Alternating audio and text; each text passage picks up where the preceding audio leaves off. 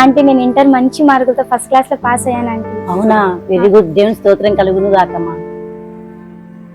అవునువే, నీ కూతురు కూడా ఆ పాప క్లాసే కదా, ఎన్ని మార్కులు వచ్చాయి? దానికా ఎందుకు అడుగుతోలేదండి, వచ్చాయి మాకు ఏదో అలా ఫెయిల్ కాకుండా పాస్ మార్క్. అదేంటి ఎలా అంటావు? ఇంకెలా మాట్లాడాలి సందిక? ఏం జరుగుతుందని నా జీవితంలో? ఓకే ఆంటీ, ఇంకా వెళ్ళేస్తాను. ఫ్రెండ్స్ అందరికి కూడా స్వీట్స్ ఇవ్వాలి. ఓకేమా, వెళ్ళరామా.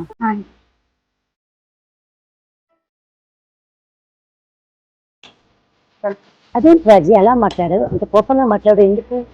ఇంకెలా మాట్లాడమంటావు సందక్క? నిత్యము మందిరానికి కంటిన్యూగా వస్తూనే ఉన్నాం, దేవుని ఆరాధిస్తూనే ఉన్నాం, కానీ ఏం జరుగుతుంది సందక్క మా జీవితంలో?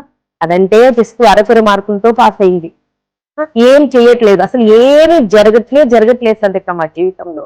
ఇంకా బాధగా ఉండక ఎలా ఉంటుంది? ఎలా మాట్లాడుకోకుండా ఉండాలి చెప్పు సందక్క? నేను కూడా నిత్యం మందిరంలోనే ఉంటున్నాను కదా, కానీ నిత్యం మందిరానికి వచ్చే వాళ్ళకి జరగట్లేదు, కానీ ఎవరికెవరికో జరుగుతూ ఉన్నాయి. ఉదయం లేచిన దగ్గర నుంచి ఒకడేమో ఫోన్ లో మేము ఫ్లాట్ కొన్నామంటారు, ఒకరికేమో జాబ్ పర్మనెంట్ అయింది, ఒకరేమో మంచి మార్కులతో పాస్ అయ్యాం.